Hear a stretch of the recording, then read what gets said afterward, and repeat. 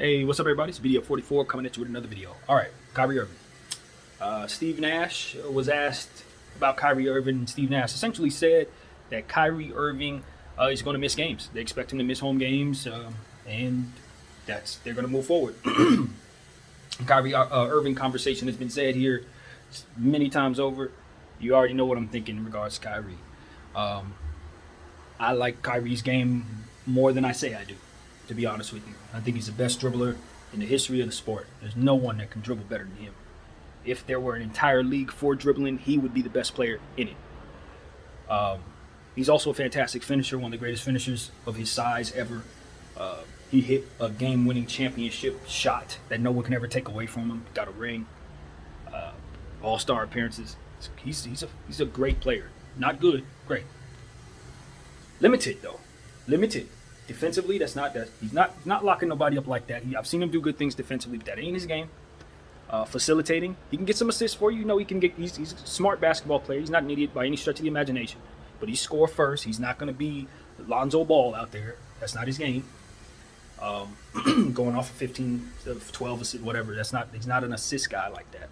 He'll get them, but no. He's not particularly a great rebounder per se. You know, he's not Russell Westbrook in that way or something like that. So for me, it's like you're leaning all of your value on those two skills, to dribble and finish. And of course, he can shoot the ball. You know, he's a shooter, so I don't want to take that from him either. He's a 3-level scorer. So let's just say dribbling the ball and scoring the ball. That's kind of what you limited it to. You're not looking for him to do other things, which means you need other people to do those things if he's going to be on your team at a high level to help him win. You see what I'm saying to you? Kyrie Irving's a fluid player. You can put him in any situation, but that situation ain't going to necessarily be that great unless you have those players. So while we don't look at him like a Ben Simmons in that way, he's more so like Ben Simmons than one would think in that way. More so than you would think because of his deficiencies. But see, when those deficiencies are not vanity deficiencies, and that's something that people don't discuss a lot, like players who can do the vanity things are scoring, rebounding, free throw shooting. Those are things that look pretty. You're able to finish. We can put you down there because you can do those things. But then they suck at the things that you don't really know they suck at. Like they're terrible screeners. They terrible route. They don't, not route runners, but they don't cut well. They don't get open. They don't have good feel for spacing. Those type of things. Maybe they, but they can shoot. So they space the floor. They're not deficient in spacing the floor. But when it's time for them to move around, they're standing around. When they're playing against higher talented players, they fold under that pressure. You put them in the Lakers, they can't play with the Lakers because it's too bright of a light. Like you see those type of things, right? But you don't really dock those players for those things because they can shoot. They can dribble. Those type of things. Now, Kyrie don't have any of those issues. Please, don't even think I'm alluding to that. He doesn't. But what I'm saying to you is this. Kyrie is great at the vanity stuff. Dribble. Shoot. Free throws. So you automatically think he's one of the greatest players in the world and he can effectively lead everyone to a championship because he's great. He can dribble better than everyone. He can shoot better. So therefore, it should translate. No. You got to find the people to do the things he doesn't. And so, is James Harden that way? Not necessarily. Why? Because he does more things. More things. James Harden's not great defensively. He's gotten better. Not, pretty bad early on. We know that. But he's an amazing passer. He has a huge body, so he can barrel through people like a running back, get to the line, makes all his free throws. You understand what I'm saying? Go back down there, pull it off the rim, go down, put people in the blender, all that. It's more dimensions than Kyrie Irving. More dimensions. Look at a guy like KD, he has all the dimensions. There are no dimensions he doesn't have. Ben Simmons, no vanity stuff. He can pass, his dribbling is nice, gets to the line, bricks. 3-point shots, not taking them. You see what I'm saying? That looks ugly. Now the spacing's bad because he's down there. But what is he actually doing? Best defender on the floor.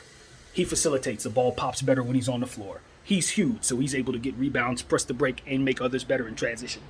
So you bring shooters to him, you bring these different players who do different things, he makes them better. But he can't shoot. It's a vanity thing. God, he looks so bad down there. Why won't he shoot the ball? You didn't see him just affect several different plays, the last several possessions where he barely touched the ball, but he was able to do all kinds of things that made the plays work. Vanity stuff, be damned. Same dynamic though, because you would need people around him to do the vanity stuff. As to where Kyrie, you need the people around him to do the non-vanity stuff. For basketball minds who really, really understand the game, literally no difference. There is no difference. The reality is, whether you're lacking certain aspects or have certain aspects, they have to combine in order for you to have a perfect player or a perfect team. That's why a guy like LeBron James is so valuable, because he has so much. A guy like Kevin Durant, he has a lot. Or you look at these young guys like Cade Cunningham, he comes in with a lot. You know, it's like, and so I said all this to say, Kyrie Irving, his value as a player is a bit higher than what he actually brings to the table, in my opinion, because of what he does that is so beautiful to see. It's vanity stuff. It's just beautiful. But I think not enough is being said about his value on this Nets team, because I think the reality is the Nets don't really need him. They have people to do the things that he does do, and they have the people to do the things that he doesn't do without him. Now, does he help them? Of course. Because you have a weapon like that, you are much better than you normally would be. But what I'm saying to you is, James Harden and KD should be able to win the championship without Kyrie Irving. So long as they have the requisite Kyrie Irving value on the floor helping them out. Because if it's absent, they're a shallow team. You see what I'm saying? Kyrie Irving represents, in theory, 4 or 5 different players when you consider how much money he's able to make in terms of the cap. So if he's not out there, you're missing that. And him or whatever else, you're missing that amount. And that amount is necessary because the teams you're going against, they have that on the floor in some form or fashion. Whether it be 1 player, 3 players, several players, they have that value. They're bringing that to the table. You go up against them and you're lacking something. So, all in all, the Nets having Kyrie Irving on tab for half of the season is unacceptable. It's not going to work. And not only that, but this notion that they're going to be able to put it all together for the playoffs and beat everybody in front of them, including a team like the Milwaukee Bucks, who are pretty much bringing back the same team they had last year. I don't know that they can do that. I'm not going to sit here and say that I have them as the favorites winning the championship right now. If Kyrie Irving is going to miss half of the season and all of those games are going to be home games, what you're going to have is a dynamic. And this is what I see coming. Cam Thomas, of whom I called Cam Johnson in another video, sorry about that. Cam Thomas is a player who's going to be put in and out of the lineup with different roles depending on what building it is. This is a rookie. You can't do that. The Nets, you can't do that, y'all. Because what you're going to have is him be down there because of his skill set and his ability to score naturally. You're going to try to put him down there to be Kyrie Irving. That's what makes sense to me. You're going to put him down there to try to help with the scoring load. But when Kyrie's playing, his minutes are messed around. So what you're going to do to him essentially is Jaylen Brown him. But the same guy, ironically, Kyrie Irving. Imagine that. Same freaking guy. Going in and out of the lineup regardless of how he plays, just so you can accommodate a guy who's not there. Or sometimes may be there at his own will and cognizance. And my thing is, for Kyrie, and I've said this, this isn't new, but I just feel like it's time to start having the conversation about the perception of being selfish. I don't think that Kyrie Irving is the kind of guy who will sit in front of me or sit in front of anyone in front of an interviewer and come off as selfish.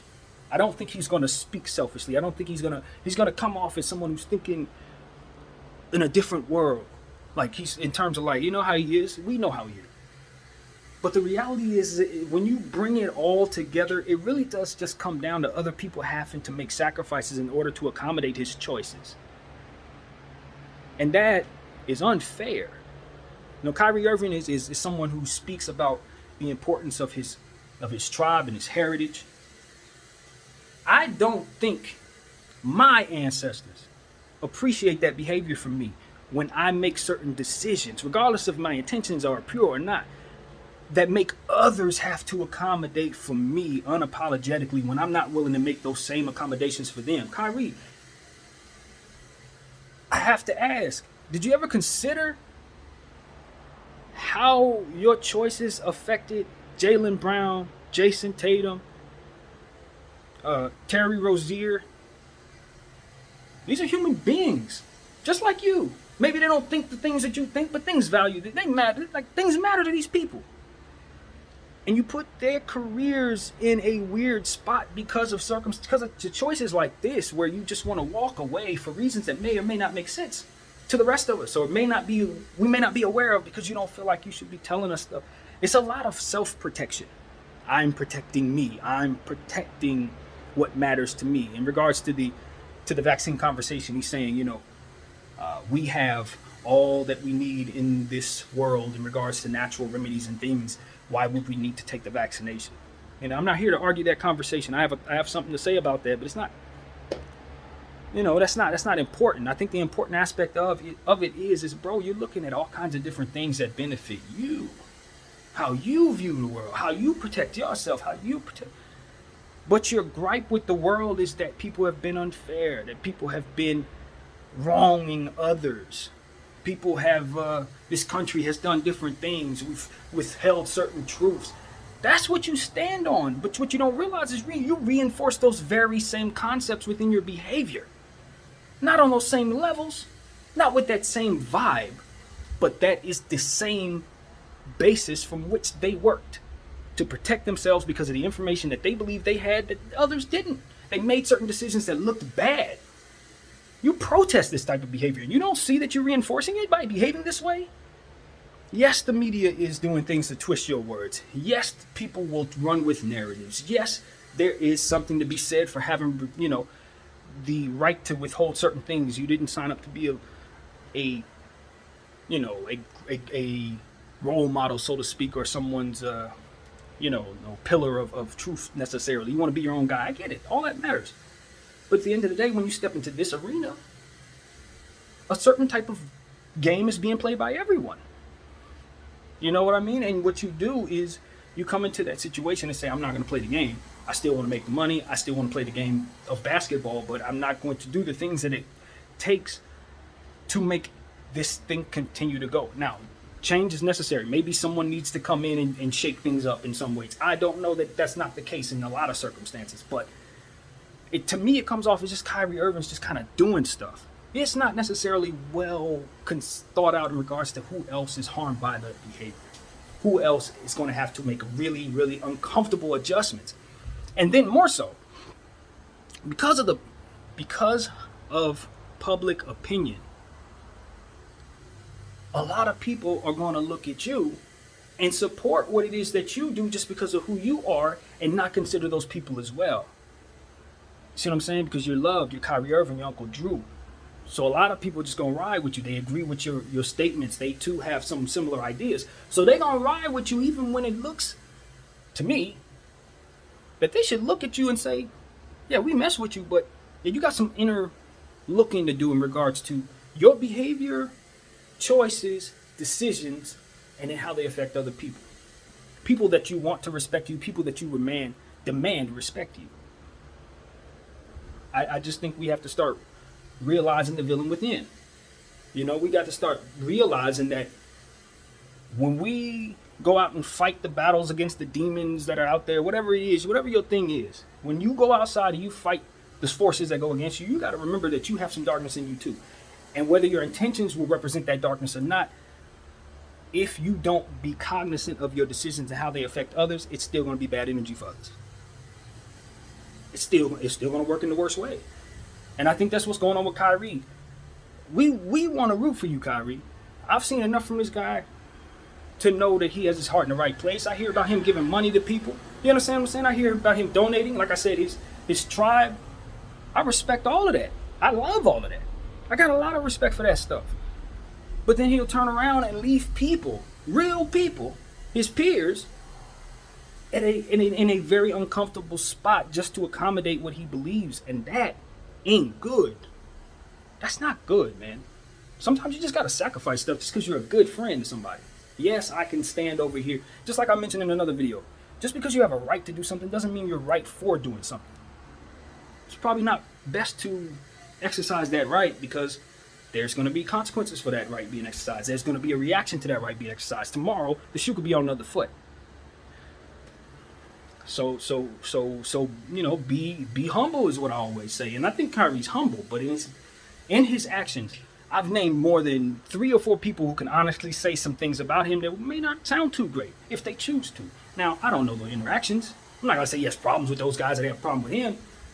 But because of his decisions on the court, they had uncomfortable professional circumstances they had to work around. And he's doing it to the Nets. He did it to the Celtics. He's doing it to the Nets. And while we can root for Kyrie and know his heart's in the right place and champion him for the good things that he does, we also must be honest with him and ourselves when we see something that we know isn't represented the right way.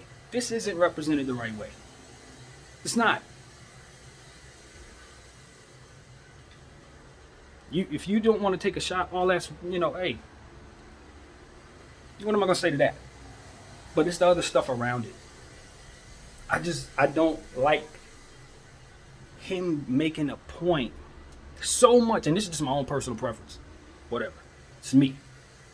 This ain't right or wrong. I don't like that he makes it a point to tell everyone what it is that he isn't willing to say. That's just a pet peeve of mine. I don't really like that. If you don't want to say something, don't say something. But don't make it so much of a point to tell me that you're withholding something from me. Why don't I like that? Because in this situation, the thing that he's withholding, once again, affects other people's livelihood. Now Cam Thomas, a young rookie, is going to be, as I said and described, have to adjust to his playing time, to his style, to what's going to be going on in the court. And the rest of the team, of course, as well, because they're going to incorporate a player with vanity play and greatness in half of the season. And then he's removed, and you got to adjust to that too. They have 2 different game plans that they have to prepare for, going up against the same opponents. Today I'm playing the Celtics, we got Kyrie, we scheme this way. Tomorrow I'm playing the Celtics, we don't have Kyrie, we scheme this way. That don't work, especially in the playoffs. My God, regular season you can get away with that. In the playoffs, you're going to get ate up. When you have to try to learn 2 schemes and implement them against schemes that are being run against you. No, that's bad. Their bigs aren't talented enough for that. Flat out. The Brooklyn Nets don't have talented and young enough bigs to have these type of issues. They're going to get ate up. They're going to get out-rebounded and ate up. I'm telling you. And a lot of people say, oh, KD should get it done. KD is still coming back from Achilles injury. He's still aging. He's over 33 years old now. One of the great players of all time. Father time, Achilles. That's all that needs to be said. I'm not one of those people that thinks KD is out of the woods physically. I am no. I'm still worried about KD. Low key. I ain't said it too much, but I'm still worried. And James Harden's going to have a lot on his plate. He's going to have a lot on his plate. Because Kyrie's going to miss games. I suspect KD's going to miss games. James Harden's had injury issues, lots of them. And his weight fluctuates. That unhealthy weight I was talking about that I don't want to see AD put on his knees in previous videos, I think James Harden's going to start having them issues himself. Because he does put on weight and take weight off at random, and it's not the greatest thing in the world. It's not for an athlete. So, today, I ain't picking the Nets to win the championship, y'all. I'm not doing that. I had them at the start of the offseason, and when everything started panning out and all this, it was great. Leading up to everything, even leading up to the preseason, I still had them. Today, no. The Nets are not the champions today. They're not. Now, if something could change throughout the season, maybe Kyrie takes the shot, they could start, looking forward to having him for 82 possibly. Yeah, I'll get back on the Nets bandwagon. But right now, they're not even coming out of the East. I got them getting knocked off by the Milwaukee Bucks this year. Again. That's what I got right now. So, and for those who were wondering, if they were to trade Kyrie for Ben Simmons, even though I wouldn't do it, not straight up anyway, I wouldn't do that. But if they were to do that, it does make them a better team. I know people ain't going to like that because it's really fun to make fun of Ben Simmons. But Ben Simmons is going to make the Nets better. He's a better cog to what it is that James Harden and KD are going to be doing. Why? Because, quite frankly, they're not defending anybody. The team was bad defensively last year. Now, I think they got some more defensive players. Some of their young defensive bigs have gotten older, so I expect things in that way. But, no, Ben Simmons will be the upgrade that they need defensively that can stabilize things for that team. They should actually do that now. And I know they're not going to. I know KD's not going to let them. I get it. If I were KD, I probably wouldn't do it either. But for those who are wondering if the Nets are going to be a better team with Ben Simmons, yeah, they're going to be a lot better with Ben Simmons. Not only better, a lot better. Because now they go from being a bad defensive team to having one of the, if not the best defensive player in the game. Forget offense. Forget the fact that KD gets much better looks. That James Harden doesn't have to facilitate no more because Ben Simmons can do it too. Forget that part. Defense. Kyrie ain't helping nobody defensively. Ben Simmons, like I said, best defensive player maybe in the game. Maybe. So, I've seen Ben Simmons get stops with his hands down. Like, just moving laterally with a person and leaning on them, stopping them from scoring, pushing them out of bounds without getting called for foul. Like, this dude can do that stuff without his hands. So, like a gifted defender. So that's what I gotta say, man. Kyrie Irving, look. I love dribbling. I like open-minded thinking. I mess with all the stuff. I mess with everything that you about except for leaving other people out to dry so that you can make stances that, quite frankly, just, in my humble opinion, don't need to be made. I'll say this. Since I didn't want to say it earlier, I'll say this about the vaccine thing. Kyrie, this is my response to what you said in regards to we have all that we need on this earth. Why do we need to take an injection? The scientists, in theory, my theory, have taken things from the earth, put it together, made the injection with it. That's what it is. That's what that is. That's my response to that. That's what that is. And I'll tell you something else. Parable. I'll leave y'all with this. As a little kid, this was told to me. It's a flood. There's an old man on the roof trying to say, he's trying to save his life. The water's rising. He can't go down. He needs a boat. He doesn't have one. Everybody's fled or drowned or something. He's left on top of his house with water rising. And he's praying to God. Lord, please come down from the sky, lift me off of my house and save my life. The helicopter comes by after he sends a prayer. Comes by, hovers over him, sends down the ladder. Sir, hurry up. We ain't got a lot of time. Hop on the ladder. I'm saving you. Let's get you out of here.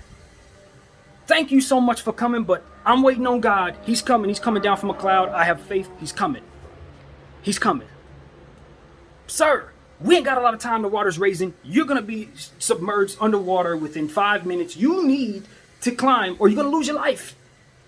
Sir, I love what you're doing here. Thank you so much. I'll pray for your family right now. You're a great man, but I don't need your help. God's coming. He got me. Helicopter goes by. All right, fine, bye.